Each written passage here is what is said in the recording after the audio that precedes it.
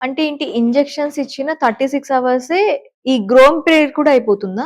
అలా కాదండి. ఒక 10 డేస్ ఆఫ్ ఇంజెక్షన్స్ అనుకోండి యావరేజ్ గా. ఓకే. ఒక 10 డేస్ ఇంజెక్షన్స్ ఇచ్చిన తర్వాత ఎప్పుడైతే ఎగ్స్ ప్రాపర్ సైజ్ కి వచ్చాయో హ్మ్. అవి మెచ్యూర్ అవడానికి ఇంజెక్షన్స్ ఇస్తాం. ఫైనల్ ఇంజెక్షన్ అంటారు దాన్ని. హ్మ్.